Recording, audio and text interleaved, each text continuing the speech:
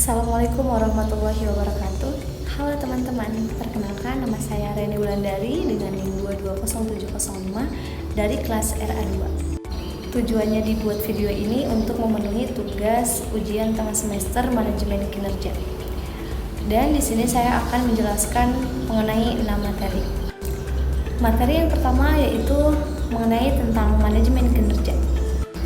Manajemen kinerja adalah proses sistematis untuk meningkatkan kinerja organisasi dengan mengembangkan kinerja individu dan tim.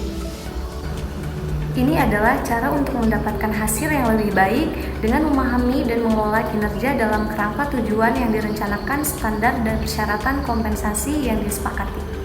Dan selanjutnya ada manfaat manajemen kinerja. Yang pertama, meningkatkan motivasi dan harga diri karyawan. Yang kedua, mempermudah penilaian dan pengembangan kompetensi. Yang ketiga, membantu organisasi dalam mencapai tujuan strategis. Yang keempat, meningkatkan transparansi dan akuntabilitas kinerja. Selanjutnya ada pemahaman manajemen kinerja dalam sektor aparatur. Manajemen kinerja dalam sektor aparatur seperti aparatur sipil adalah pendekatan baru dalam manajemen publik yang menekankan peningkatan kinerja melalui fokus pada hasil, transparansi, dan akuntabilitas. Di antara pemahaman manajemen kinerja dalam sektor aparatur sebagai berikut. Yang pertama ada manajemen kinerja meliputi penetapan tujuan dan sasaran kinerja untuk program dan proyek, pemantauan dan pelaporan tingkat kinerja, serta menyediakan informasi untuk mengambil keputusan dan audit. Yang kedua, kinerja pegawai menjadi pertimbangan dalam pengembangan karir seperti pegawai negara sipil. Yang ketiga, pengelolaan kinerja pegawai dilaksanaan untuk mencapai tujuan dan sasaran organisasi melalui peningkatan kualitas dan kapasitas pegawai. Selanjutnya ada tantangan dalam manajemen kinerja, birokrasi yang rumit, memperlambat pengambilan keputusan. Kurangnya infrastruktur teknologi menghambat pemantauan kinerja. Pengembangan kompetensi, banyak pegawai kurang keterampilan, kesejahteraan pegawai, rendahnya kesejahteraan dapat menurunkan motivasi kerja. Dan selanjutnya ada isu strategis dalam manajemen kinerja. Yang pertama, transformasi digital. Dalam era digitalisasi, perlu memiliki kompetensi digital yang kuat, serta kemampuan menggunakan alat digital dengan baik. Yang kedua, budaya organisasi. Perubahan budaya organisasi diperlukan agar lebih terbuka terhadap inovasi dan perubahan. Pemimpin organisasi harus berperan aktif dalam promosikan budaya ini. Yang ketiga, pengelolaan data yang baik. Pengelolaan data yang efektif sangat penting untuk mendukung pengambilan keputusan berbasis data dalam kinerja manajemen. Selanjutnya ada implementasi manajemen kinerja yang efektif. Menetapkan tujuan yang jelas, menggunakan indikator kinerja yang objektif, memberikan umpan balik secara berkala, menerapkan sistem berbasis teknologi untuk monitoring. Selanjutnya, materi yang kedua yaitu kepemimpinan kinerja.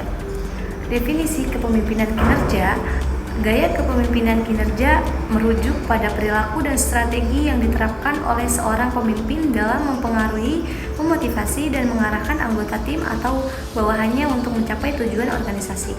Menurut Kartono, gaya kepemimpinan kinerja adalah perilaku dan strategi yang merupakan kombinasi dari falsafah, keterampilan, sifat, dan sikap yang sering diterapkan seorang pemimpin ketika mencoba mempengaruhi kinerja bawahannya.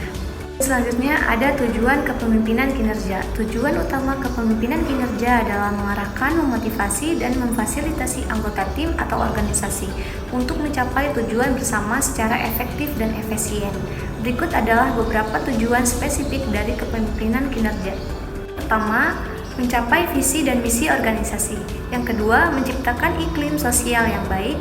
Yang ketiga, menetapkan prosedur kerja yang efektif. Yang keempat, mengorganisasi diri kelompok. Yang kelima, memotivasi dan menginspirasi tim. Yang keenam, meningkatkan kinerja pegawai.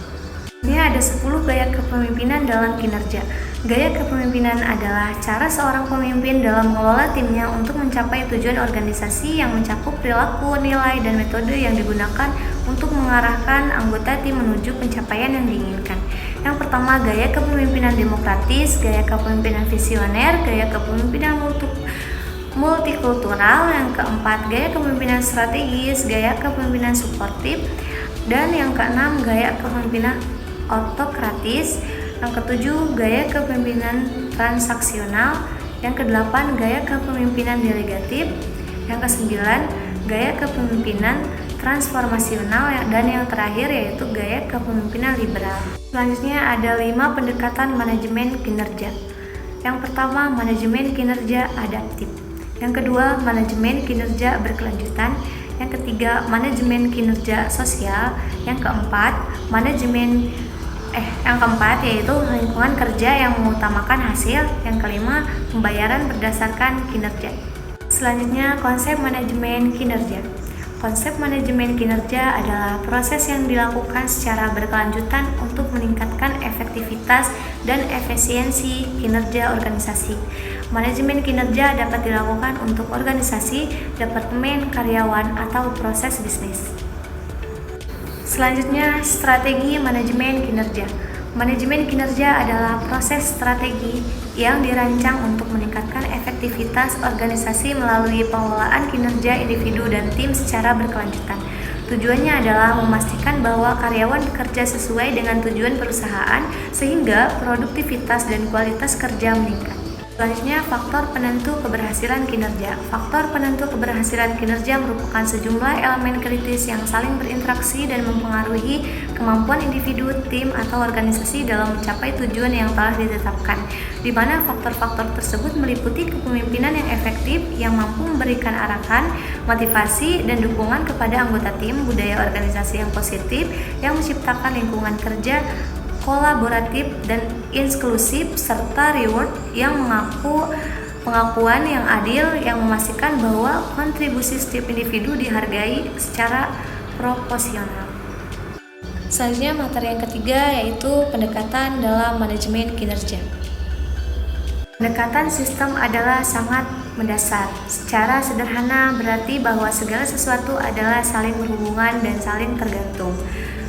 Suatu sistem terdiri dari elemen-elemen yang berhubungan dengan bergantung satu dengan yang lain. Tetapi bila berbagai elemen tersebut berinteraksi, maka akan membentuk suatu kesatuan yang menyeluruh. Jadi, menurut definisi, hampir setiap fenomena dapat dianalisa dan disajikan dari sudut pandang sistem. Sistem-sistem biologis, fisik, ekonomi, dan sosial budaya. Pendekatan sistem dalam manajemen adalah suatu cara berpikir dan bekerja yang memandang organisasi sebagai suatu sistem yang utuh dan terintegrasi. Pendekatan ini dapat membantu meningkatkan efisiensi, efektivitas, kualitas, dan fleksibilitas organisasi. Oleh karena itu, pendekatan sistem dalam manajemen sangat penting dalam meningkatkan kinerja organisasi secara keseluruhan. Dan selanjutnya, materi yang keempat yaitu mengenai model perencanaan strategis. Model perencanaan strategis adalah kerangka kerja yang digunakan oleh organisasi untuk merancang, melaksanakan, dan mengevaluasi strategi demi mencapai tujuan jangka panjang. Model tersebut bisa membantu organisasi dalam memahami faktor-faktor internal dan eksternal yang mempengaruhi operasional mereka serta merumuskan strategi yang sesuai dengan kondisi yang ada. Dalam praktiknya, terdapat berbagai model perencanaan strategis yang dapat diterapkan tergantung pada karakteristik dan kebutuhan organisasi. Model strategi planning merupakan kerangka kerja yang penting untuk membantu organisasi mencapai tujuannya dengan mengidentifikasi dan menganalisis faktor-faktor internal dan eksternal yang mempengaruhi keberhasilan. Proses ini melibatkan beberapa tahap, mulai dari analisis lingkungan hingga formulasi strategi. Analisis lingkungan, memahami lingkungan eksternal baik makro maupun mikro, sangat penting untuk mengidentifikasi peluang dan ancaman yang dihadapi organisasi. Alat analisis seperti PESTEL dan Protest by Force dapat membantu dalam memahami tren industri, persaingan, dan faktor-faktor lain yang mempengaruhi kinerja organisasi. Analisis internal, identifikasi kekuatan dan kelemahan organisasi melalui analisis SWOT dan IFAS. Memahami faktor-faktor internal ini membantu menentukan strategi yang tepat untuk memanfaatkan kekuatan dan mengatasi kelemahan. Selanjutnya, formulasi strategi. Setelah analisis lingkungan dan internal, langkah selanjutnya adalah merumuskan strategi yang sesuai dengan tujuan organisasi. Proses ini melibatkan pemetapan strategi perusahaan dan penentuan alternatif strategi yang efektif untuk mencapai tujuan. Implementasi dan evaluasi strategi yang telah dirumuskan harus diimplementasikan dan dievaluasi secara berkala. Evaluasi ini bertujuan untuk memastikan bahwa strategi yang diterapkan sesuai dengan rencana dan menghasilkan hasil yang diterapkan. Dan materi yang kelima yaitu teknik pengukuran kinerja. Kinerja merupakan gambaran dari pencapaian pelaksanaan suatu kegiatan atau program atau kebijakan untuk mewujudkan sasaran, tujuan, misi, dan visi organisasi. Sistem pengukuran kerja adalah suatu sistem yang bertujuan untuk membantu manajemen sektor publik menilai pencapaian suatu strategi melalui alat ukur finansial dan non-finansial. Sistem pengukuran kinerja ini dapat dijadikan alat pengendalian organisasi.